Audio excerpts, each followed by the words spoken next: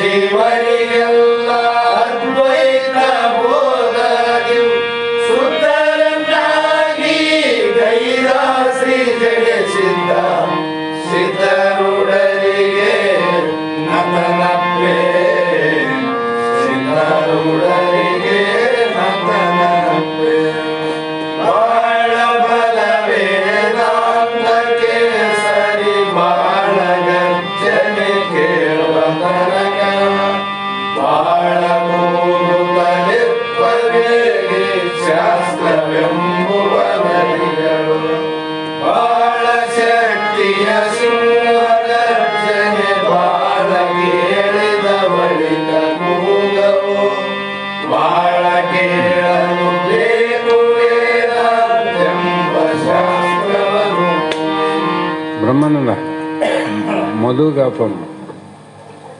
ಮೊದಲೇ ಹೇಳಿರು.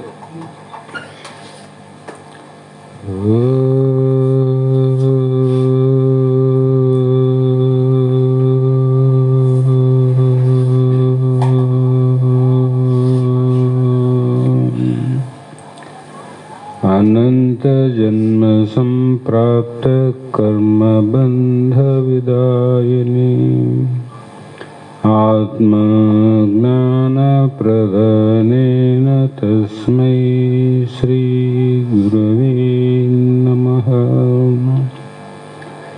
ಸಿದ್ಧ ಸದ್ಗುರುಪಾದಾಬ್ಜಂ ಜನನೇ ಜನಕಸ್ತತ ತತ್ವೋಪದೇಶಕರ್ತಾರಂ ನತ್ವಾ ಭಕ್ತಿಪುರಸ್ವರಂ. ಜಗದಾದಿ ಜಗದ್ಗುರು ಅದ್ವೈತ ಸಾರ್ವಭೌಮ ಮುಮುಕ್ಷಗಳ ಉದ್ಧಾರಕ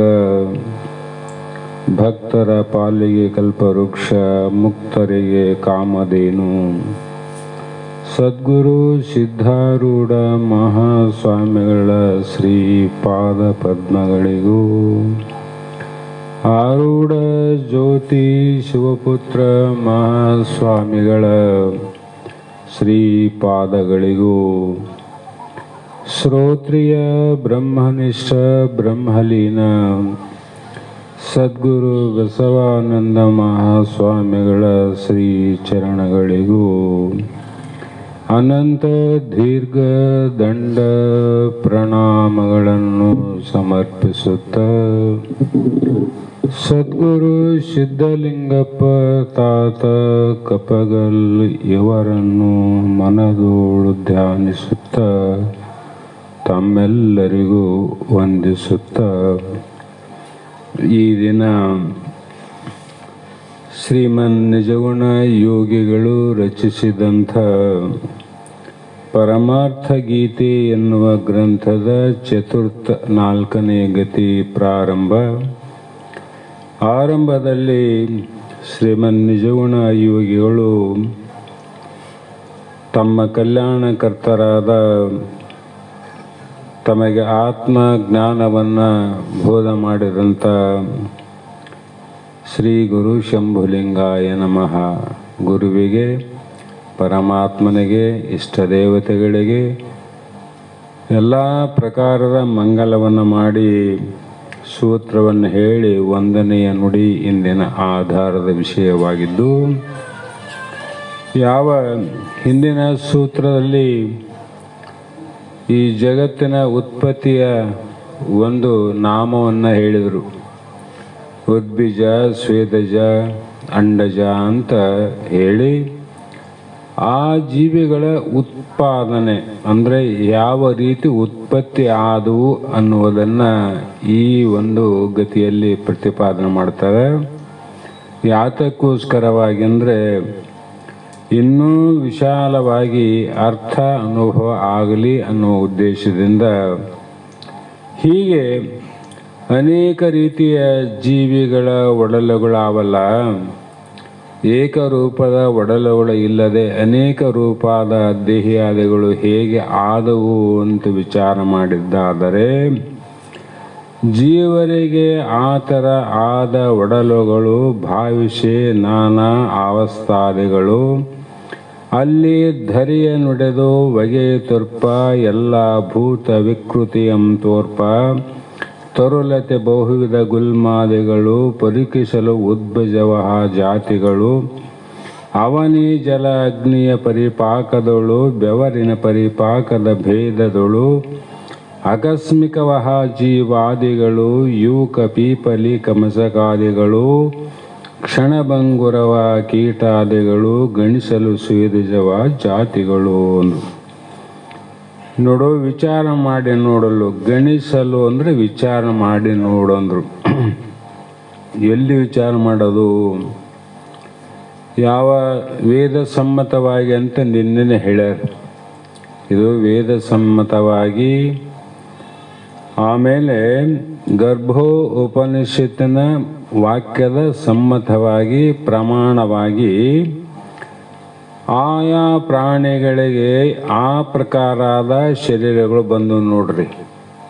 ಯಾಕಂದರೆ ಉದ್ಭಿಜ ಪ್ರಾಣಿಗಳಿಗೆ ಶರೀರ ಬೇರೆ, ಅಂಡಜ ಜೀವಿಗಳಿಗೆ ಶರೀರವೇ.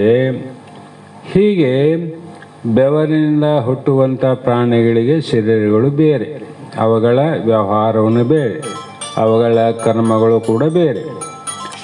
ಈ ಶರೀರಗಳು ವಿಚಾರ ಮಾಡಿ ನೋಡಲು ಅನೇಕ ಪ್ರಕಾರ ನೋಡ್ರಿ, ಒಂದೇ ಪ್ರಕಾರ ಇಲ್ಲ. ಈ ಅವಸ್ಥಾದಿಗಳು, ಈ ರೀತಿ ಅವಸ್ಥೆಗಳ ಇರುವಿಕೆ ಏನದಲ್ಲ, ಈ ಇರುವಿಕೆ ಉತ್ಪತ್ತಿ ಸಮಯದಲ್ಲಿ ಕೆಲವು ಭೂಮಿಯನ್ನು ಒಡೆದು ಬಿಚ್ಚಿ ಬಗೆಯುತ್ತಿರ್ಪ, ಕೆಲವು ಏನದು 4 ಪ್ರಕಾರದ ಶರೀರಗಳಲ್ಲಿ ಉತ್ಪತ್ತಿ ಸ್ಥಿತಿ ನಾಶ, ಇವು 3 ಬೇರೆ ಬೇರೆ ಅವ. ಅಲ್ಲಿ ಮರ ಬಳ್ಳಿ ಕಂಟಿ ಇವೆಲ್ಲ ಅವಲ್ಲ. ಈ ಮರ ಬಳ್ಳಿ ಕಂಟಿ ಮೊದಲಾದವುಗಳು ಭೂಮಿಯನ್ನು ಒಡೆದು ಹುಟ್ಟುವುದರಿಂದ, ಭೂಮಿಯನ್ನು ಹೊಡೆದಿರ್ತವಿಲ್ಲವು, ಅದಕ್ಕಾಗಿ ಇವುಗಳಿಗೆ ಉದ್ಭಿಜ ಅಂತ ಕರೆದರು.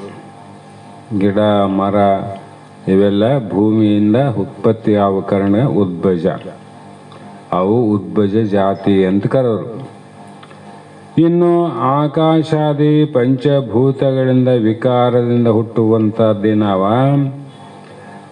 ಒಂದು ಮಾವಿನ ಮರ ಆದದ, ಆ ಮಾವಿನ ಮರದಲ್ಲಿ ಹಳದಿ ಬಣ್ಣದ ಎಲೆಗಳು ಪೃಥ್ವಿಯ ಅಂಶಗಳವು, ಬಿಳಿ ಬಣ್ಣದ ಎಲೆಗಳು ಜಲದ ಅಂಶಗಳು. ನೀರು ಬೆಳ್ಳಗಾದಿಲ್ಲ, ಅದಕ್ಕೆ ಅದರ ಅಂಶ ಅದ್ರಾಗ ಆದ ನೋಡು. ಮತ್ತು ಕೆಂಪು ಬಣ್ಣದ ಎಲೆಗಳು ಅಗ್ನಿಯ ಅಂಶಗಳು, ಬೆಂಕಿ ಕೆಂಪಗಾದಿಲ್ಲ, ಆ ಅಂಶ ಅದ್ರಾಗ ಆದ ನೋಡು.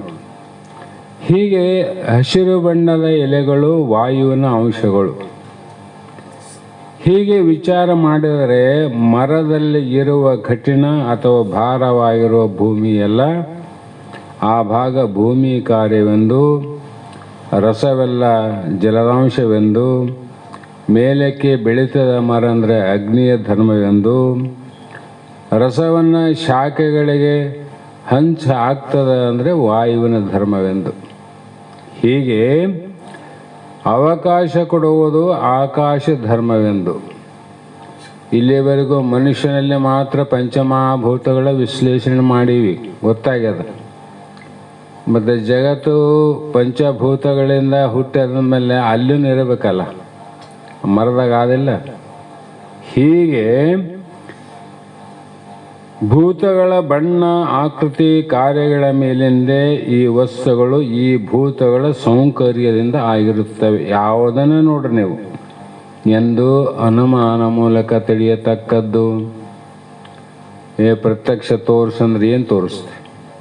ಹಾಗೆ ಅದರಿಂದ ಗಿಡಗಂಟಿ ಮೊದಲಾದವುಗಳೆಲ್ಲ ಪಂಚಭೂತಗಳ ಕಾರ್ಯವಾಗಿರುತ್ತವೆ.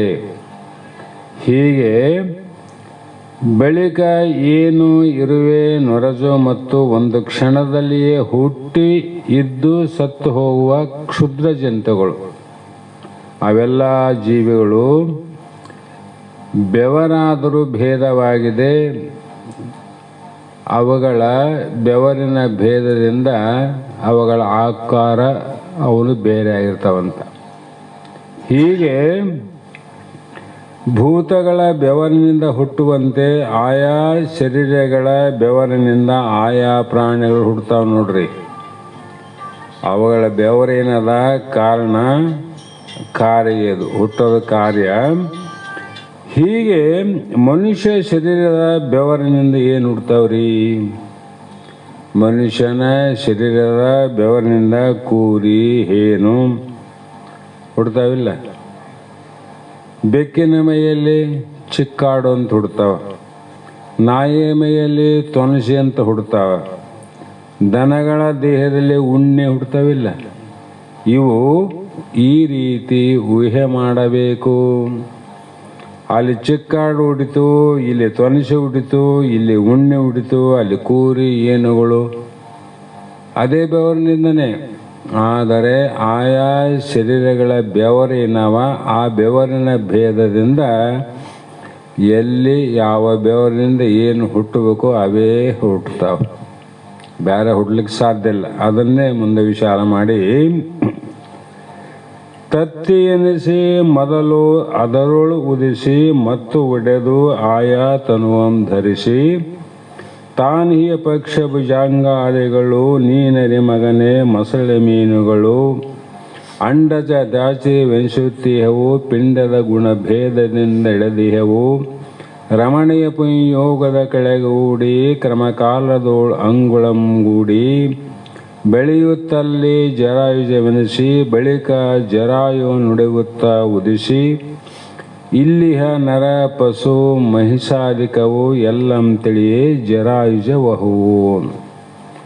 ಈಗ ನೀನು ತಿಳಿಬೇಕಾದ್ರೆ ಅಂಡಜ ಜಾತಿ ಎನಿಸುತ್ತೀಹವು. ಅಂಡ ಅಂದ್ರೆ ತತ್ತಿ. ಆ ಮೊದಲು ತತ್ತಿಯಲ್ಲಿ ಹೊಟ್ಟೆಯಿಂದ ತತ್ತಿಗಳಾಗಿ ಹುಟ್ಟಿ ಎಲ್ಲಿ ಹುಟ್ಟ್ಯಾವ? ಕೋಳಿಯಲ್ಲಿ ಒಳಗ ತತ್ತಿಯಾಗಿ ಹುಟ್ಟಿ, ಪಾರಿವಾಳದಲ್ಲಿ ತತ್ತಿಯಾಗಿ ಹುಟ್ಟಿ ಬಳಿಕ ಆ ತತ್ತಿಗಳು ಒಡೆದು ಎರಡು ಭಾಗಗಳಾಗುತ್ತಿರಲಿಕ್ಕೆ ಹೊಡಿತಾವಿಲ್ಲ ತತ್ತಿ. ಅದಕ್ಕೇನಂದ್ರು ಇಬ್ಬರಿಗೆ ಹುಟ್ಟ್ಯಾವಂತ ಅರ್ಥ. ಮನುಷ್ಯನಿಗಾದರೂ ಇಬ್ಬರಿಗೆ ಹುಟ್ಟಿದವನಂತಾರೆ. ತಾತ ಹೇಳ್ತದೆ, ಮಾತು ನೆನಪಿರಬೇಕು. ಹೀಗೆ ಅವು ಪಾರಿವಾಳದ ತತ್ತೆಗಳೆದ್ದರೆ ಪಾರಿವಾಳಗಳು ಆಯಾ ತನುವಂ ತಮ್ಮ ತಮ್ಮ ಸಜಾತಿ ಶರೀರವನ್ನು ಧರಿಸಿಕೊಂಡೇ ಹುಡ್ತಾವವು. ಕೋಳಿ ತತ್ತಿಯಲ್ಲಿ ಪಾರಿವಾಳ ಹುಟ್ಟಂಗಿಲ್ಲ, ಪಾರಿವಾಳ ತತ್ತಿಯಲ್ಲಿ ಕೋಳಿ ಹುಟ್ಟಂಗಿಲ್ಲ, ಗುಬ್ಬಿ ತತ್ತಿಯಲ್ಲಿ ಪಾರಿವಾಳ ಹುಟ್ಟಂಗಿಲ್ಲ, ಕೋಳಿ ಹುಟ್ಟಂಗಿಲ್ಲ, ಕಾಗೆ ತತ್ತಿಯಲ್ಲಿ ನವಿಲು ಹುಟ್ಟಂಗಿಲ್ಲ, ನವಿಲು ತತ್ತಿಯಲ್ಲಿ ಕಾಗೆ ಹುಟ್ಟಂಗಿಲ್ಲ. ಇದೆಲ್ಲರಿಗೂ ಅನುಭವ ಅದಲ್ಲ. ಹಾಗೆ ಇವು ತಮ್ಮ ತಮ್ಮ ಸಜಾತಿ ಶರೀರವನ್ನೇ ಧರಿಸಿಕೊಂಡು ಬರುತ್ತವೆ. ಸಜಾತಿ ಧರ್ಮ, ಕೋಳಿ ಇದ್ರೆ ಕೋಳಿ ಧರ್ಮ, ಕೋಳಿನೇ ಬರ್ಬೇಕಲ್ಲ. ಹಾಗೆ ಇವೆಲ್ಲವೂ ಕೂಡ ತತ್ವಗಳನ್ನು ಹೊಡೆದು ಹುಟ್ಟಿದ್ದರಿಂದ ಇವುಗಳೇ ಅಂಡಜಗಳೆನಿಸುತ್ತವೆ. ಇವು 3-4 ದೃಷ್ಟಾಂತ. ತತ್ತಿಯಿಂದ ಹುಟ್ಟುವಂಥ ಎಷ್ಟು 84 ಲಕ್ಷ ಅಂದ್ರಲ್ಲ, ಅವು ಯಾವುವು ಅಂತ ತಿಳಿಬೇಕಾಗಿದ್ರೆ ಇವೇ ಗೊತ್ತಾಗೋದಿಲ್ಲ ನಮ್ಗೆ. ಎಷ್ಟಂತ ತಿಳ್ತಿದ್ವಿ, ಯಾವ ತತ್ತೆಗೆ ಹುಟ್ಟ್ಯಾವ, ಯಾವ ಮಾಸಿನಾಗ ಹುಟ್ಟ್ಯಾವ, ಯಾವ ಬೆವರನ್ನೇ ಹುಟ್ಟ್ಯಾವ. ಶಾಸ್ತ್ರ ಕೇಳಿದ್ರೆ ಸ್ವಲ್ಪ ಅನುಮಾನ ಮಾಡಕ್ಕೆ ಬರ್ತದೆ, ಹಿಂಗಿರ್ಬೋದು ಅಂತ. ನಿಶ್ಚಯ ಮಾಡಕ್ಕೆ ಬರಂಗಿಲ್ಲ.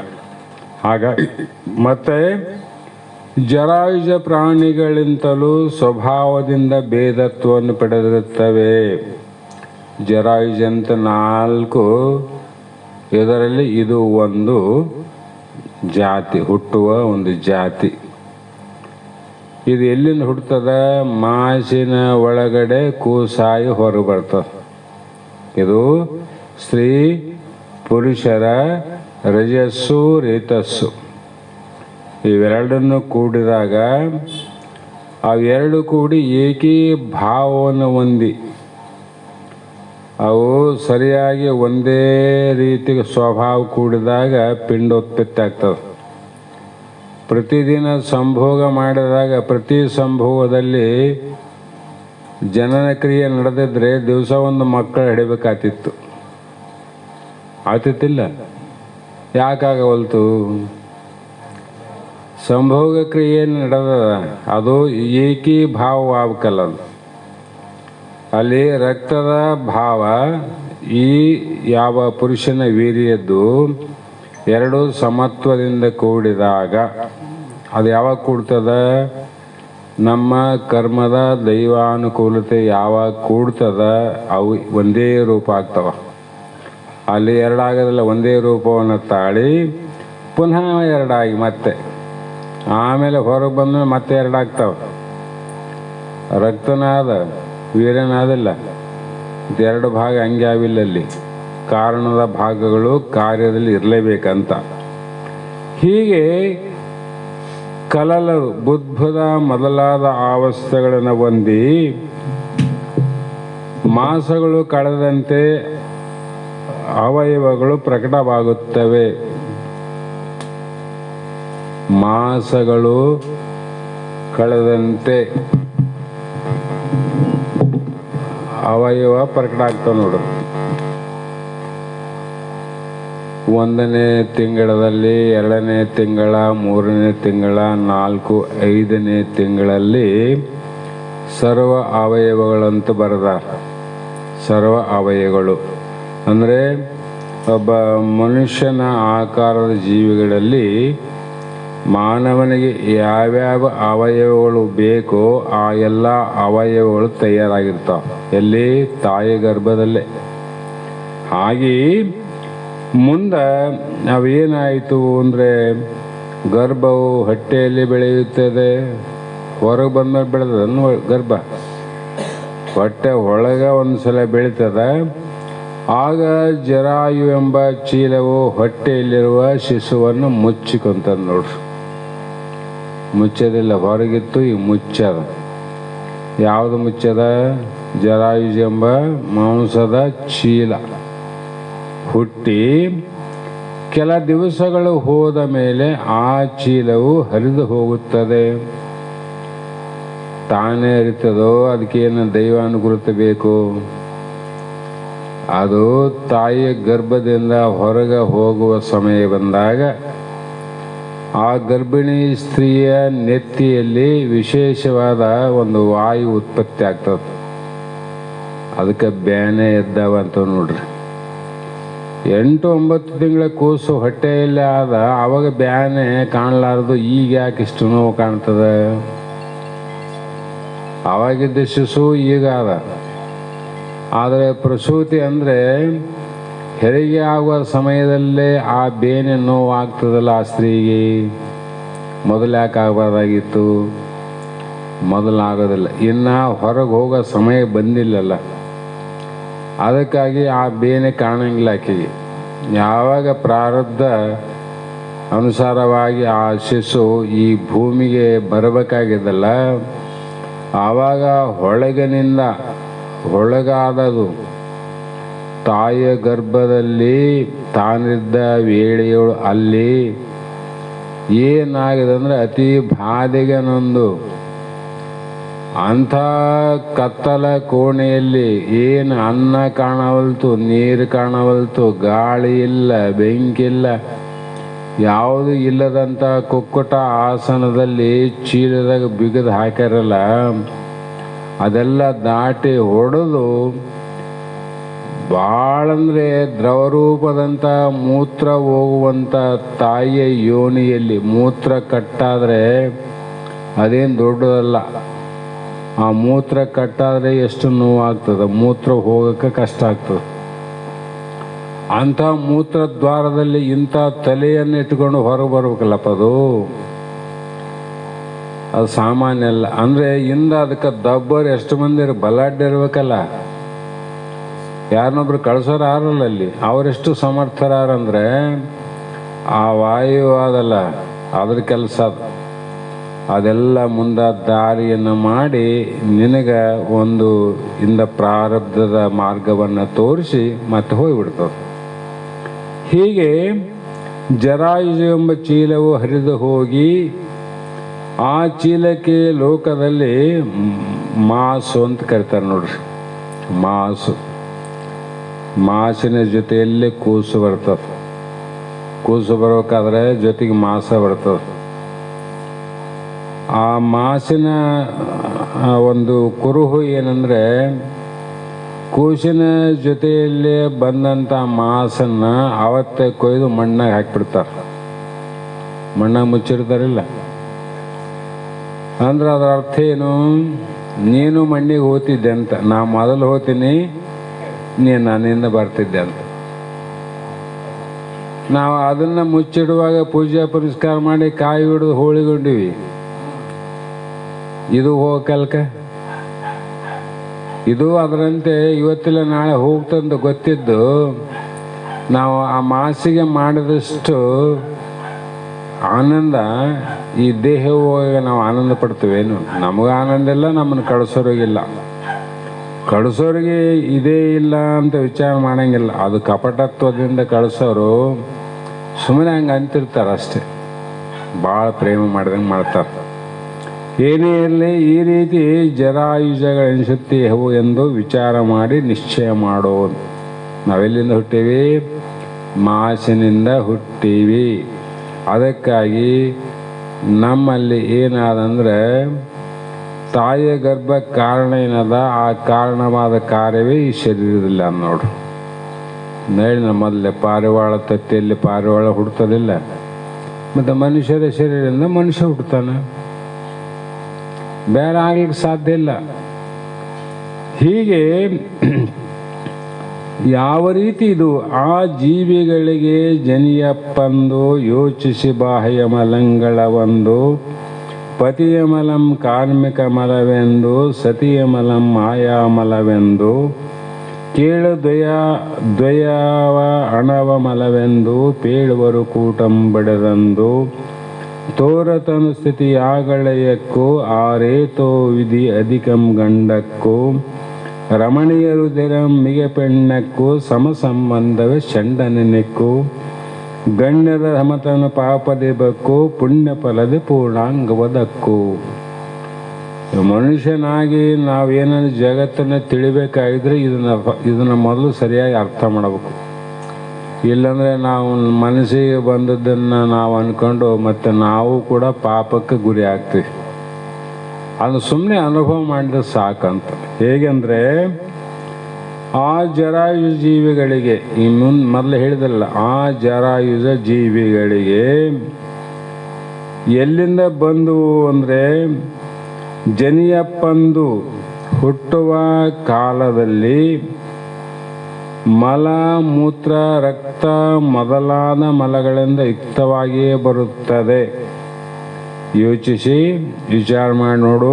ಬಾಹ್ಯ ಮಲಗಳ ಒಂದು, ಅದರಲ್ಲಿ ಈ ಶರೀರವು 3 ಮಲಗಳಿಂದ ಕೂಡಿ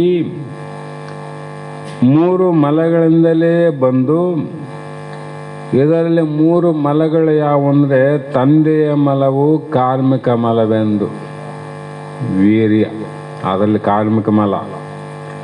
ತಾಯಿಯ ಮಲವು ಮಾಯಾಮಲವೆಂದು, ರುದ್ರದಲ್ಲಿ. ಅವೆರಡೂ ಕೂಡಿಕೊಳ್ಳಲು ಆಣವ ಮಲವೆಂದು ಬಲ್ಲವರು ಹೇಳುತ್ತಾರೆ. ನಾವು ನೀವು ಹೇಳೋದಲ್ಲ, ಬಲ್ಲವರು, ಗರ್ಭೋ ಉಪನಿಷತ್ತು ಅಧ್ಯಯನ ಮಾಡಿದಂಥವರು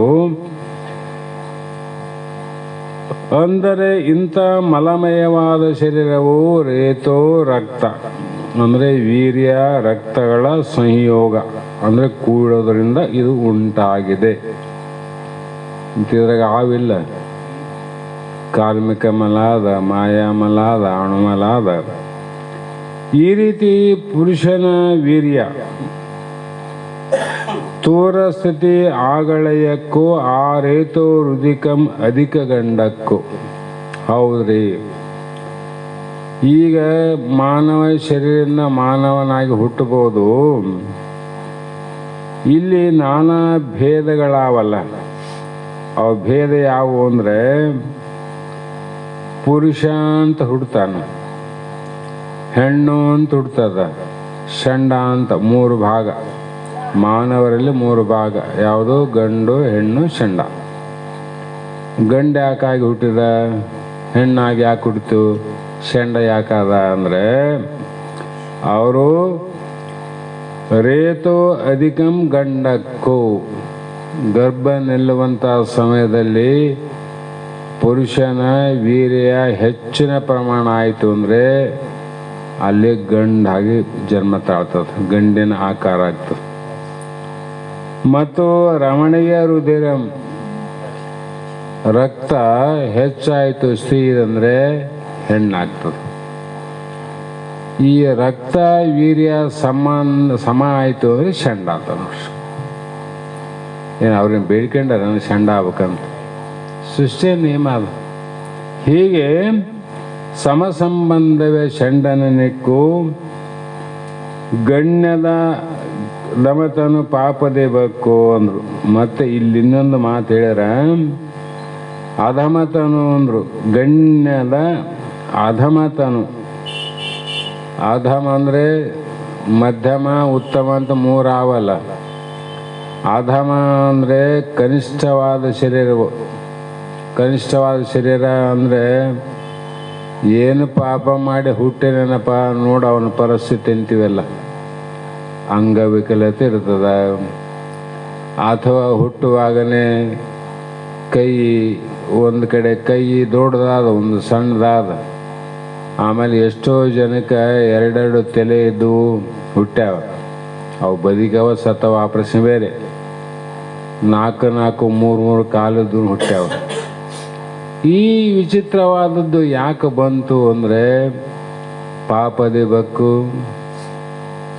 ಪಾಪ ಅಂತ. ಅವರು ಇಂದ ಪಾಪ ಮಾಡೇ ಬಂದು ಹುಟ್ಟ್ಯಾವ. ಆ ಪಾಪಿಗಳನ್ನು ನಾವು ನಿಂದೆ ಮಾಡಕ್ಕೆ ಹೋಗಿ ಅವನ ಪಾಪವನ್ನು ನಾವು ಕಟ್ಕೊಂತೀವಿಲ್ಲ.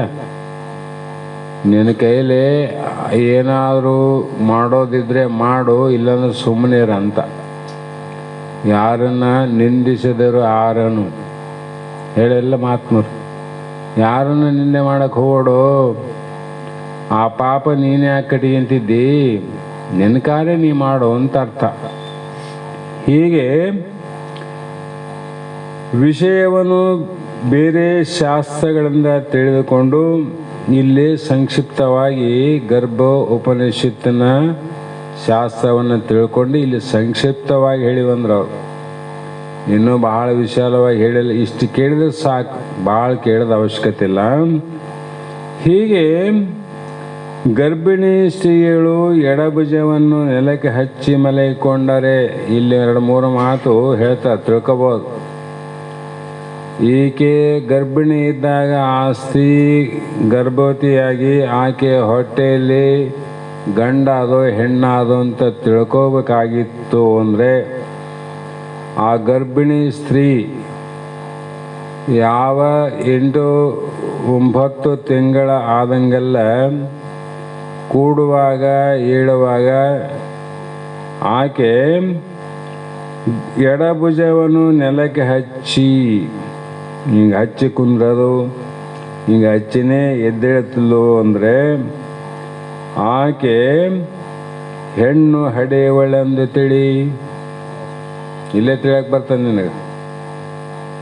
ಇವರು ಎಲ್ಲಿಂದ ಹೇಳ್ತಾರಂದ್ರೆ ಬೇರೆ ಶಾಸ್ತ್ರದ ಅನುಭವ ಮಾಡಿ ಇಲ್ಲಿ ಹೇಳಕತ್ತೀವಿ ಅಂದ್ರೆ ಅವ್ರು ಸುಳ್ಳಲ್ಲ. ನೀವು ಪರೀಕ್ಷೆ ಮಾಡ್ಕೋಬಹುದು.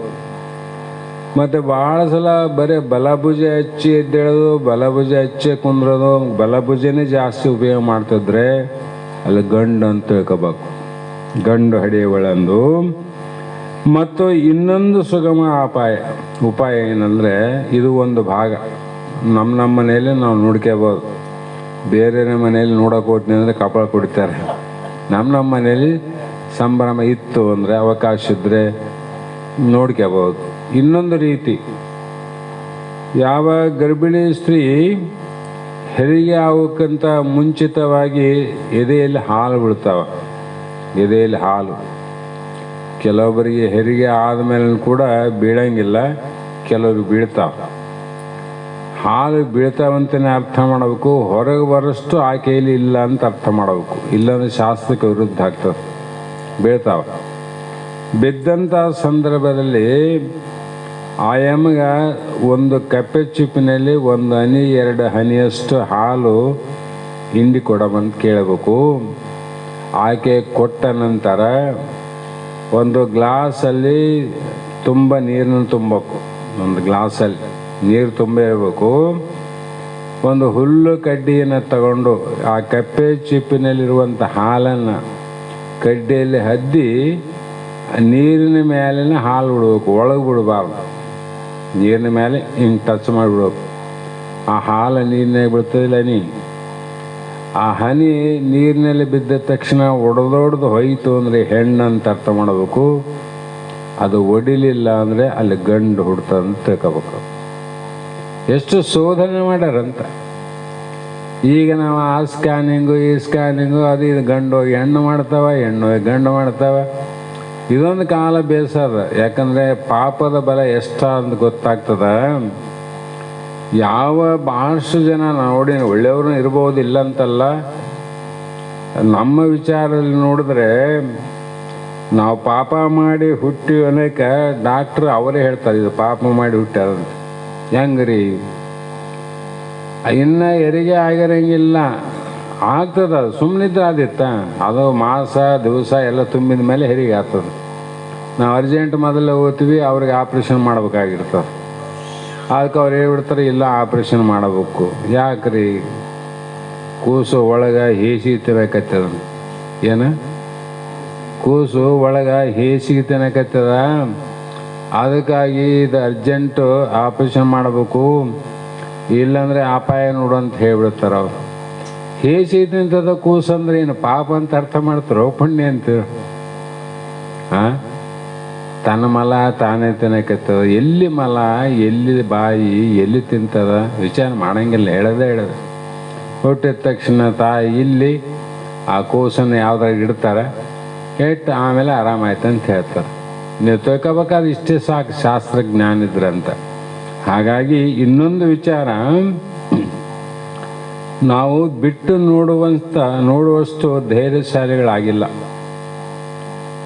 ನಾವು ಗರ್ಭಿಣಿ ಅಂತಂದ ತಕ್ಷಣ 1 ತಿಂಗಳಿಂದ ಪ್ರಾರಂಭ ಆದದ್ದು ಕೂಸು ಹೊರಗೆ ಬರತಾನ ಆ ವಿಷಯದ ಗೋಲಿಗಳನ್ನು ಇದನ್ನು ನೋಡಿ ಅಷ್ಟು ಅಧೈರ್ಯ ಆಗಿಬಿಟ್ಟ. ನಾವು ಯಾವಾಗಲೂ ಕೆಟ್ಟ ರಕ್ತ ಹುಟ್ಟಿದ ಪಿಂಡ ಗರ್ಭದಲ್ಲಿ ಇರಂಗಿಲ್ಲ.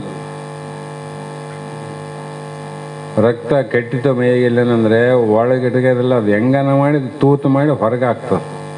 ನೋಡ್ರಿ, ಪರೀಕ್ಷೆ ಮಾಡ್ರಿ ನೀವು. ಒಳ್ಳೆ ರಕ್ತವನ್ನು ಹೊರಗೆ ಹಾಕೋದಿಲ್ಲ, ಕೆಟ್ಟ ರಕ್ತವನ್ನು ಹೊರಗೆ ಹಾಕ್ತದೆ. ಉಣ್ಣನ ಆಗ್ತದೆ, ಬಕ್ಕೆನ ಆಗ್ತದೆ, ಏನಾನ ಆಗಿ ಹೊರಗೆ ಹಾಕ್ಬಿಡ್ತದೆ. ಅದು ಇಟ್ಕೋದಿಲ್ಲ ಅಂತ. ಈ ಮತ್ತೆ ಹುಟ್ಟಿದ ಪಿಂಡ ಗರ್ಭದಲ್ಲಿ ಅದು ಇಟ್ಕೋದಿಲ್ಲ, ಹೊರಗೆ ಹಾಕಲೇಬೇಕು. ಪರಮಾತ್ಮ ಹೊರಗೆ ಹಾಕ್ತಾನೆ. ಆದರೆ ನಮ್ಗೆ ಅರ್ಜೆಂಟ್ ಆಗಲ್ಲ, ಅದು ಹೊರಗೆ ಬರತಾನೆ ತಾಳಂಗಿಲ್ಲ ನಾವು. ಅವರು ಹೆರಿಗೆ ಆ ತಾಯಿನೂ ತಾಯಿ ತಾಳ್ತಾಳ. ಪತ್ತೆಗಿದ್ದ ಮಂದಿಗೆ ಆಶ್ಚರ್ಯ ಮಾಡ್ತಾರೆ, ಬುಗುಲು ಬಿಡ್ತದೆ. ಡಾಕ್ಟ್ರ್ ಹಿಂಗಂದ್ರಪ್ಪ, ಏಟಾರ ರೊಕ್ಕ ಖರ್ಚಾಗಲಿ, ಸೀಸನ್ ಮಾಡಿಸ್ರಾಯ್ತು ಅಂತೇಳಿ ಹೋಗ್ತೀವಿ, ಮಾಡಿಸ್ಕೊಂಡು ಮನೆಗೆ ಬರ್ತೀವಿ. ಯಾಕಂದರೆ ಯಾವುದಕ್ಕೂ ನಮಗೆ ಜ್ಞಾನನೇ ಇಲ್ಲ ಅಂತ. ಶಾಸ್ತ್ರಜ್ಞಾನ ಇಲ್ಲ, ಮಹಾತ್ಮರ ಜ್ಞಾನ ಇಲ್ಲ, ಅನುಭವಗಳ ಜ್ಞಾನ ಇಲ್ಲ. ಹೀಗಾಗಿ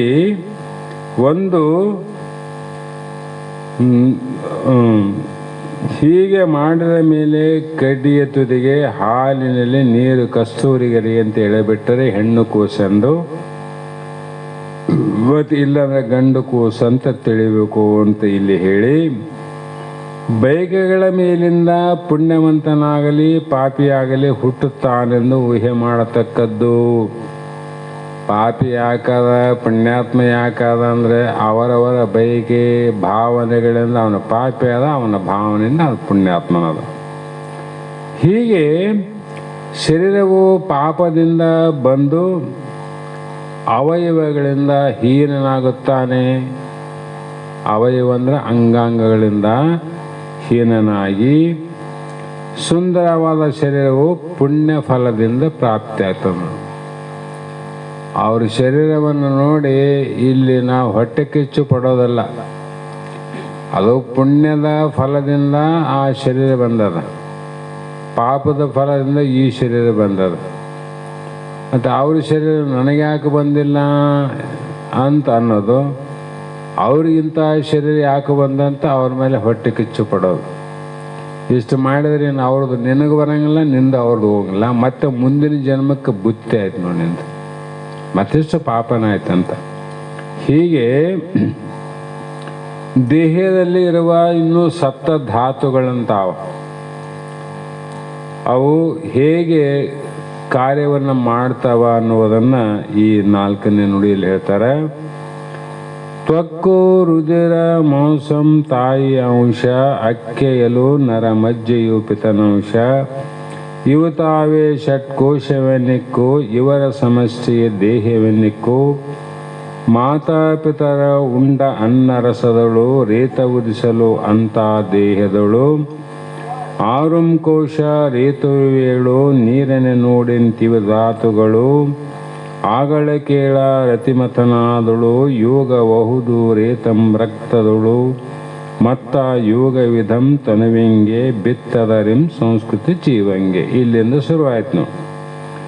ಯಾವ ತ್ವಕ್ಕಂದ್ರೆ ಚರ್ಮ, ರುದಿರ ಅಂದರೆ ರಕ್ತ, ಮಾಂಸ ಅಂದರೆ ಮಾಂಸ, ಇವೆಲ್ಲ ಏನವ ತಾಯಿಯ ಅಂಶಗಳು. ಇವೆಲ್ಲ ತಾಯಿಯ ಅಂಶಗಳು ಆಗಿ ಈ ದೇಹದಲ್ಲಿ ಆಗ್ತವೆ. ಯಾವುವು? ಚರ್ಮ, ರಕ್ತ, ಮಾಂಸ, ಈ 3 ತಾಯಿಯ ಭಾಗಗಳು ನಮ್ಮ ದೇಹದಲ್ಲಿ. ಅಸ್ಥಿ, ನರ, ಮಜ್ಜೆ ಈ 3 ಯಾರು ಅಂದರೆ ತಂದೆಯ ಅಂಶಗಳು ಅಂತವು. ಹೀಗೆ 6 ಚೀಲಗಳು ಎನಿಸಿಕೊಂಡು ಈ ಸಮಸ್ಯೆಯ ಕೂಡುವಿಕೆಯಿಂದ ದೇಹ ಎನ್ನಿಸುವುದು. ಇವು 6 ಕೂಡಿ ದೇಹ ಆಗ್ಯದಲ್ಲ. ಸಪ್ತಧಾತು ಸಮಂ ಪಿಂಡಂ. ಇಲ್ಲಿ ಅನ್ನದ ರಸದಿಂದ ಆ ಶರೀರದಲ್ಲಿ ವೀರ್ಯ ಉಂಟಾಗ್ತದೆ. ಎಲ್ಲಿ? ಪುರುಷನಲ್ಲಿ. ಯಾವುದರಿಂದ? ಅನ್ನದ ರಸದಿಂದನೇ. ತಾಯಿಯಲ್ಲಿ ರಕ್ತ ಹುಟ್ಟ್ಯದ, ಆಕೆ ಕೂಡ ಅನ್ನದ ರಸದಿಂದನೇ. ಹೀಗೆ ಸ್ತ್ರೀಯೊಡನೆ ಸುರತ ಕ್ರಿಯೆಯನ್ನು ಆಡುವಾಗ ಪುರುಷನ ವೀರ್ಯವು ಸ್ತ್ರೀಯರ ರಕ್ತದೊಳಗೆ ಪ್ರವೇಶ ಮಾಡ್ತದೆ. ರಕ್ತ ವೀರ್ಯದಲ್ಲಿ ಪ್ರವೇಶ ಮಾಡಂಗಿಲ್ಲ, ರಕ್ತದೊಳು ವೀರ್ಯ ಪ್ರವೇಶ ಮಾಡ್ತದೆ. ರಕ್ತ ಒಂದು ವೇಳೆ ವೀರ್ಯದಲ್ಲಿ ಪ್ರವೇಶ ಆಗಿದ್ರೆ ಗಂಡನೇ ಹಡಿತಿದ್ದ, ಹೆಣ್ಮಗಳು ಗರ್ಭಿಣಿ ಆಗ್ತಿದ್ದಿಲ್ಲ. ಮತ್ತು ಸ್ತ್ರೀ ಗರ್ಭಿಣಿ ಆಗ್ತಾಳೋ ಪುರುಷ ಆಗ್ತಾನೋ? ಸ್ತ್ರೀ ಆತಾಳಂದ್ರೆ ಆ ಪುರುಷನ ವೀರ್ಯ ಸ್ತ್ರೀ ರಕ್ತದಳು ಪ್ರವೇಶ ಆಗ್ಯದ ಅಂತ ಅರ್ಥ.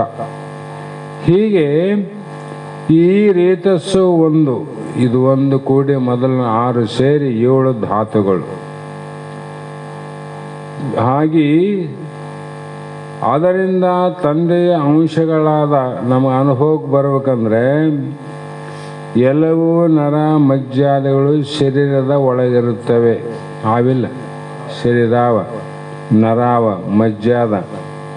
ತಾಯಿಯ ಅಂಶಗಳಾದ ಚರ್ಮ ರಕ್ತಾದಿಗಳು ಹೊರಭಾಗದಲ್ಲಿ ಅವು ನೋಡ್ರಿ, ಹೊರಗಾವಿಲ್ಲ, ಕಾಣ್ತಾವಿಲ್ಲ. ಇವು ಒಳಗಿನ ಕಾಣಂಗಿಲ್ಲ. ಯಾಕೆ?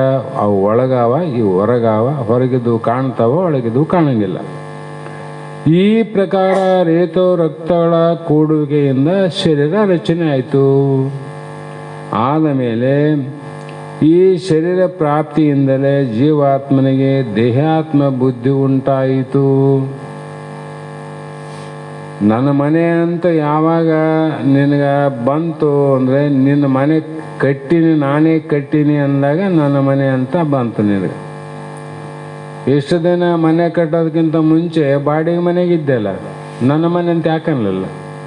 ಅದನ್ನ ಮನೆ ಇದನ್ನ ಮನೆ, ಆದರೆ ಆ ಬಾಡಿಗೆ ಮನೆ ನನ್ನ ಮನೆ ಅಂತ ಹೇಳ್ತೇವೆ ನಾವು. ಅವ್ರ ಮನೆ ಬಾಡಿಗೆ ಏನಂತ. ಇಲ್ಲಿ ನಾನೇ ಕಟ್ಟಿನಿ ನಾನೇ ಮಾಡಿನಿ ಅಂತ ಅನ್ಕೊಂಬಿಟ್ಟ, ಇದು ನಂದು ಮನೆ ಅಂತ ನೋಡ್ರಿ. ಹಾಗಾಗಿ ಜೀವಾತ್ಮಗೇನಾಯಿತು, ದೇಹ ಆತ್ಮ ಬುದ್ಧಿ, ದೇಹವೇ ನಾನೆಂಬ ಭ್ರಮಣ ಆಯಿತು, ಭ್ರಾಂತಿ ಆಯಿತು, ಭ್ರಮೆ ಆಯಿತು.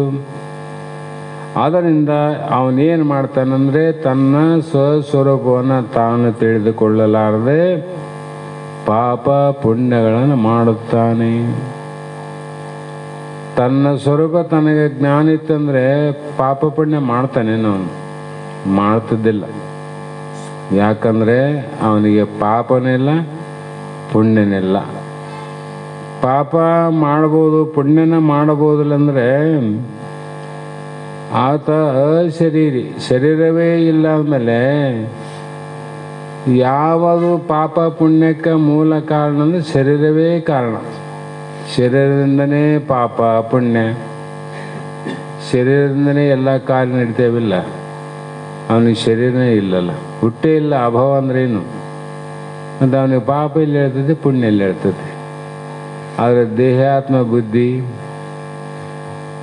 ಆ ಬಾಡಿ ಮನೆಗಿದ್ದ ಕಂಡಾಗ ಮಳೆ ಬಿಡ್ತಿದ್ದ, ಕಂಡ ದೇವರು ತಂದು ಫೋಟೋ ಹಾಕ್ತದ ಬಾಡಿ ಮನೆ. ಅವ್ರು ಅಂತಿದ್ದು ಹೊಡಿಬೇಡ್ರಪ್ಪ, ಗಾಡೆ ಸೀಳತ್ತವ, ಇಲ್ಲೇನು ಬೇಕಾದ್ರೆ ಒಂದು ಕಡೆ ಹುಡ್ಕರಿ ಅಂತ. ಅವರು ಹಂಗಾಗ್ತವ, ಒಂದು ಹೊಡಿತೀವಿ ಮನೆ ತುಂಬ ಹೊಡೆದ ಬಿಡ್ತಾರೆ. ತನ್ನ ಮನೆಗೆ ಬಂದ ಮೇಲೆ ತಾನು ಬಾಡಿ ಕೊಟ್ಟಾಗ ಮೊದಲೇ ಹೇಳ್ತಾನೆ, ಒಂದು ಮಳೆ ಹೊಡಿಬಾರ್ದು ನೋಡು ಗಾಡಿ ಅಂದರೆ ಬಾಡಿ ಕೊಟ್ಟನಂತ. ಅರೆ ನೀನು ಅದೇ ಮನೆಗಿದ್ದು ಬ್ಯಾಡ ಅಂದ್ರೆ ಮನೆ ತುಂಬ ಹೊಡೆದು, ಈಗ ಒಂದು ಎರಡು ಮಳೆ ಹೊಡಿತೀವಿ ಅಂದರೆ ಬ್ಯಾಡ ಅಂತಿದ್ದಲ್ಲ. ನಂದು ಮನೆ ಇದು, ಅದು ನಂದಲ್ಲ, ಏಸನೆ ಹೊಡ್ರಿ ಅಂದ ಅವನು. ಅಂದರೆ ಭ್ರಾಂತಿ ಎಲ್ಲಿ ಆಯಿತು? ಮನೆಯಿಂದ ಭ್ರಾಂತಿ ಆಗಿಲ್ಲ, ಭ್ರಮೆಯಿಂದ ಭ್ರಾಂತಿ ಆಗ್ಯದ. ಇದು ನಂದು, ಅದು ನಂದಲ್ಲ. ನಂದಲ್ಲ ಅನ್ನಲ್ಲಿ ಏನಿಲ್ಲ, ನಂದನ್ನಲ್ಲಿ ಬಂತು ನೋಡಲ್ಲ. ಅದರಂತೆ ಜೀವಾತ್ಮನಿಗೆ ಇವೆಲ್ಲ ಪ್ರಾರಂಭ ಆದವು. ಹಾಗೆ ಇಲ್ಲಿ ತಂದೆ ತಾಯಿ ಊಟ ಮಾಡಿದ ಅನ್ನದ ರಸ ಅಂತ ಹೇಳ್ತಾ ಬಂದರು. ಒಂದೇ ಗಡಿಗೆಯಲ್ಲಿ ಒಂದೇ ವರ್ಷದ ಒಂದೇ ದಿನ ಬೆಳೆದು ರಾಶಿ ಮಾಡಿದಂಥ ದವಸ ಧಾನ್ಯಗಳನ್ನು ತಂದು ನಾವು ಅಡಿಗೆ ಮಾಡ್ತಾರೆ ಮಕ್ಕಳು, ಹೌದಿಲ್ಲ? ಒಂದು ಚಟಾಕಿ ಇದು ಬೇರೆ, ಒಂದು ಚಟಾಕಿ ಅವು ಬೇರೆ ಅಂತೆಲ್ಲ ಒಂದೇ ರಾಶಿ ಹಾಕ್ತಾರೆ. ಅವುಗಳನ್ನು ಒಂದೇ ಗಡಿಯಲ್ಲಿ ಬೇಯಿಸ್ತಾರೆ, ಒಂದೇ ತಾಟಲ್ಲಿ ಹಾಕಿ ಊಟ ಮಾಡ್ತಾರೆ. ಆ ಊಟ ಮಾಡಿದ ಅನ್ನದ ಅನ್ನ ರಸ ಆಗಬೇಕಲ್ಲ, ಆ ರಸದ ಮೂಲ ಭಾಗ ಏನೇನು ಆಗಿ ಕೊನೆಗೇನಾಗ್ತದ, ಪುರುಷನಲ್ಲಿ ಅನ್ನದ ರಸ ವೀರ್ಯವನ್ನು ಉತ್ಪತ್ತಿ ಮಾಡ್ತದೆ, ವೀರ್ಯ ಆಗ್ತದೆ. ಅದೇ ಅನ್ನ ತಾಯಿಯ ರಸವಾಗಿ ಆ ಭಾಗದಿಂದ ರಕ್ತ ಆಗ್ತದೆ. ಈ ಸೃಷ್ಟಿಯ ನಿಯಮ ಹೆಂಗದಂತ, ಒಂದು ದೇಹ ಬೇರೆ ಇನ್ನೊಂದು ದೇಹ ಬೇರೆ. ಅವ್ರು ಊಟ ಮಾಡಿದ ಅನ್ನ ಬೇರೆ, ಇವ್ರು ಊಟ ಮಾಡಿದ ಅನ್ನ ಬೇರೆ. ಅದಕ್ಕೆ ಇವರಲ್ಲಿ ರಕ್ತ ಆಗ್ತದೆ, ಅವರಲ್ಲಿ ವೀರ್ಯ ಆಗ್ತದೆ ಅಂದರೆ ಸಹಜ. ಒಂದೇ ಅನ್ನ ಊಟ ಮಾಡಿದ ಆ ರಸದ ಸ್ತ್ರೀ ಭಾಗದಲ್ಲಿ ರಕ್ತ ಆಯಿತು, ಪುರುಷನ ಭಾಗದಲ್ಲಿ ವೀರ್ಯ ಆಯಿತು. ಕಾರಣ ಏನಂದರೆ, ನಾವು ಊಟ ಮಾಡಿದ ಅನ್ನದ ರಸ ಪುರುಷನ ಬಲಭಾಗದಲ್ಲಿ ಹೋಗುತ್ತೆ, ಬಲಚೀಲ, ಅನ್ನ ಚೀಲದಲ್ಲಿ. ಆ ಉಪಾಧಿ ಸಿಸ್ಟಮ್ನಿಂದ ಏನಾಗ್ತದಂದರೆ ಅಲ್ಲಿ ವೀರ್ಯ ಆಗ್ತದೆ. ಸ್ತ್ರೀ ಗರ್ಭದಲ್ಲಿ ಊಟ ಮಾಡಿದ್ದು ಎಡಭಾಗಕ್ಕೆ ಹೋಗ್ತದೆ, ಎಡಚೀಲ.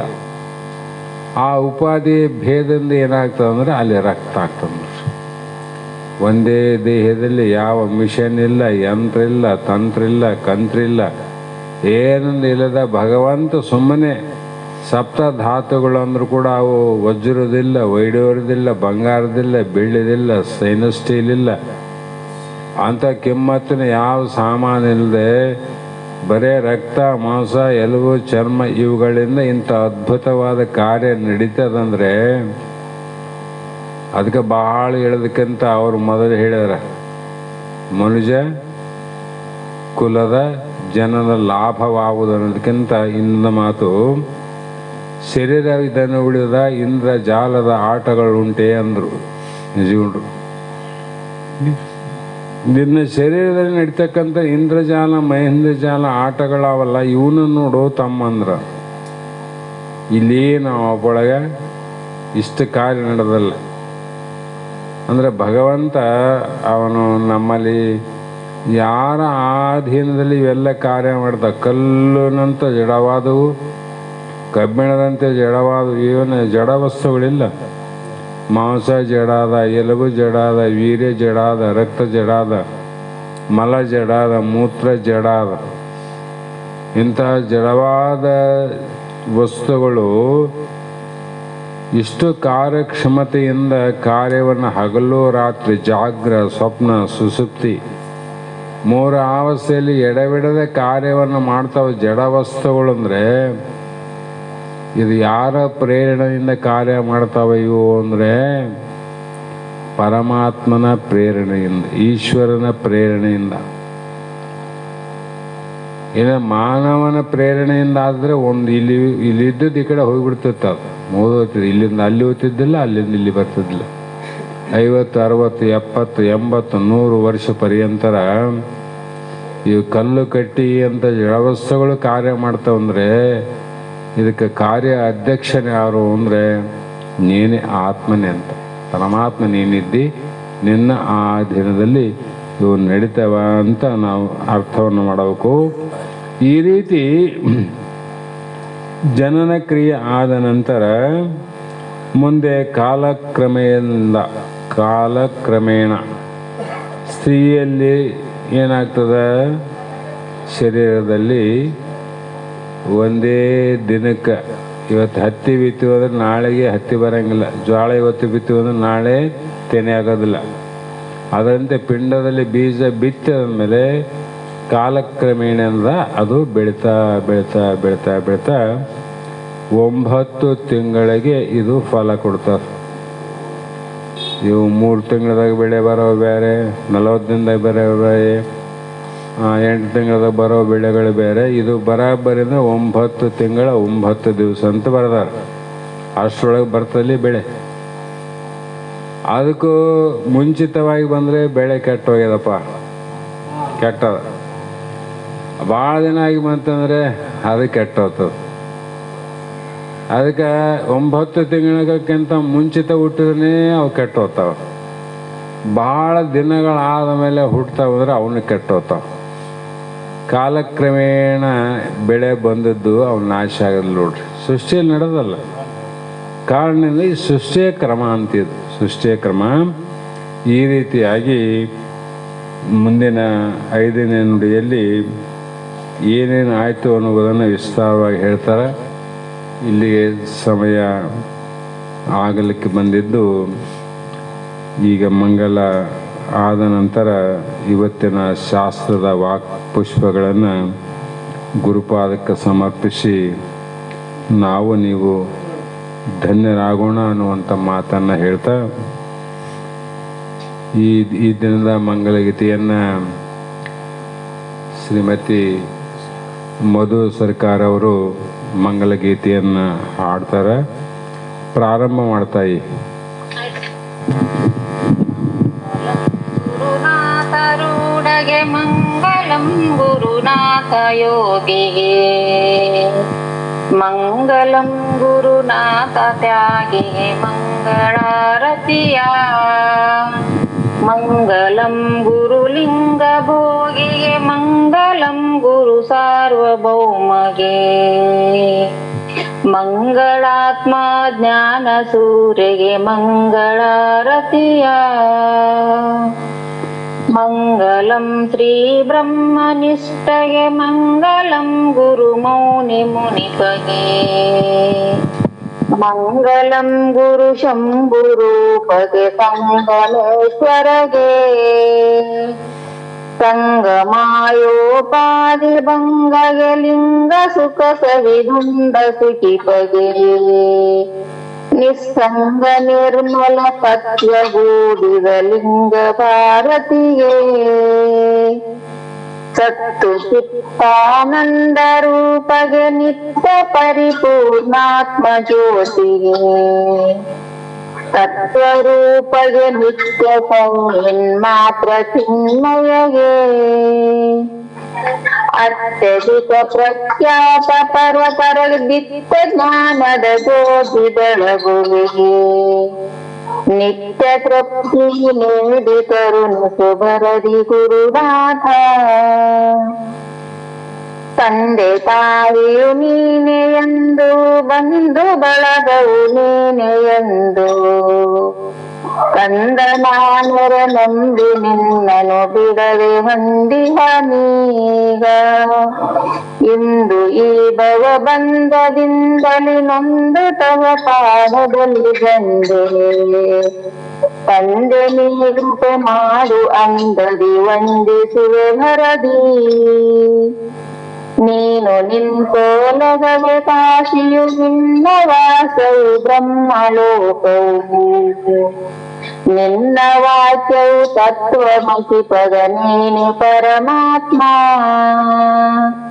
ನಿನ್ನ ನುಡಿ ನಿಜ ಶಿವನ ಮಂತ್ರವು ನಿನ್ನ ಅಡಿ ದರ್ಶನ ಪವಿತ್ರವು ನಿನ್ನ ಕರುಣವು ಸರ್ವತೀರ್ಥ ನೀನೆ ಪರಮಾರ್ಥ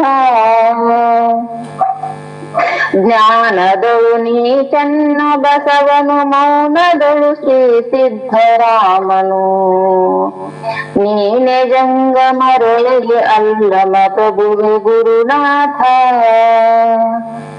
ಯೋಗಿಯಳು ನೀ ರಾಜಯೋಗಿಯು ತ್ಯಾಗಿಯಳು ಸುಖ ಮುನಿಯು ನೀನೆ ಭೋಗ ಸುಖ ವಿಷಯವನು ನೀಗಿದ ಪರಮ ವೈರಾಗಿ ನಿನ್ನ ಶಾಂತಿಗೆ ಚಂದ್ರನಾಚಿದ ನಿನ್ನ ಶಾಂತಿಗೆ ಸೂರ್ಯ ಹಾರಿದ ನಿನ್ನ ಶಾಂತಿಗೆ ತನ್ನವಾಯಿತು ಇರುವ ಒಡವಾಗಿ ನಿನ್ನ ಶಾಂತಿಯು ಜ್ಞಾನವೆನಿಸಿತು ನಿನ್ನ ಶಾಂತಿಯು ಮೌನವೆನಿಸಿತು ನಿನ್ನ ಶಾಂತಿಯು ಜೀವ ಪರಮಾತ್ಮೈಕ್ಯ ಸುಖವಾಯಿತು ಆವ ಸುಖ ಪರಿಭಾವಿಸಿದೊಡೆ ಜೀವ ಪರಮಾತ್ಮೈಕ್ಯ ಸುಖವು ಓದೇ ಸರಿ ಶಾಂತಿ ಇಲ್ಲದ ಜ್ಞಾನವೇ ತರದು ಜಗಕ್ಕೆ ಶಾಂತಿಯ ಬೀರಲೋ ಸುಖ ಆಗಮಿಸಿ ಗುರುನಾಥನೆನಿಸಿ ನೀಗಿ ಸಂಸ್ಕೃತಿ ಯೋಗಿ ಎನಿಸಿದೆ ಭೂಲತಾಪುರದಿ ದೇಹವಿದ್ದಿಲ್ಲದ ಈ ದೇಹ ಸಹಜ ಸ್ಥಿತಿಯಲ್ಲಿದ್ದ ಭಕ್ತರ ಸ್ನೇಹದಿಂದಲೇ ದೇಹ ಮತಿಯನ್ನು ತ್ಯಜಿಸಿ ಎಚ್ಚರಿಸಿ ಬಾಹ್ಯ ದೃಷ್ಟಿಯಲ್ಲಿ ಹೇಳ ಕೇಳದೆ ಊಹಿಸುತ್ತಾ ಪುರುಗಿಂದ ಲಕ್ಷ್ಮ ಸೋಹಮಾಸಿ ನೀನೆ ನೀನಾಗಿದ್ದೆ ಗುರುನಾಥ ಕಾದ್ರುಹಳ್ಳಿಯ ಬಸವಗೌಡನು ಅದೃಶರ್ವರ ಕರುಣೆಯಿಂದಲೇ ಮುದ್ರೆಗೈದ ಪವನ ಪುಷ್ಪವ ಸಿದ್ಧಗರ್ಪಿಸಿದ ಪಾಡಿ ಮಂಗಲ ಬೇಡಿ ಕೊಂಬುವೆ ನೀಡು ಎನ್ನ ಮತಿಗೆ ಮಂಗಲ ರೂಢಿಗೀಶ ರೂಢ ಸಿದ್ಧನ ಪುತ್ರ ಗುರುನಾಥ ಮಂಗಲಂ ಗುರುನಾಥ ರೂಢಗೆ ಮಂಗಲಂ ಗುರುನಾಥ ಯೋಗಿಗೆ ಮಂಗಲಂ ಗುರುನಾಥ ತ್ಯಾಗಿಗೆ ಮಂಗಳಾರತಿಯ ಮಂಗಲಂ ಗುರುಲಿಂಗ ಭೋಗಿಗೆ ಮಂಗಲಂ ಗುರು ಸಾರ್ವಭೌಮಗೆ ಮಂಗಳಾತ್ಮ ಜ್ಞಾನ ಸೂರ್ಯಗೆ ಮಂಗಳಾರತಿಯ ಮಂಗಳಾತ್ಮ ಜ್ಞಾನ ಸೂರ್ಯಗೆ ಮಂಗಳಾರತಿಯ. ಓಂ ಚೈತನ್ಯಂ ಶಾಶ್ವತಂ ಶಾಂತಂ ವ್ಯೋಮಾತೀತಂ ನಿರಂಜನಂ ನಾದಬಿಂದು ಕಲಾತೀತಂ ತಸ್ಮೈ ಶ್ರೀ ಗುರುವೇ ನಮಃ. श्रीमद् जगद्गुरु सिद्धार्थ महाराज की जय। श्री सद्गुरु शिवपुत्र स्वामी महाराज की जय। श्री सद्गुरु बसवानंद स्वामी महाराज की जय। श्री सद्गुरु अभिनव महाराज की जय। सकल साधु संत महाराज की जय। जय मंगलम जय नमः पार्वती शिव।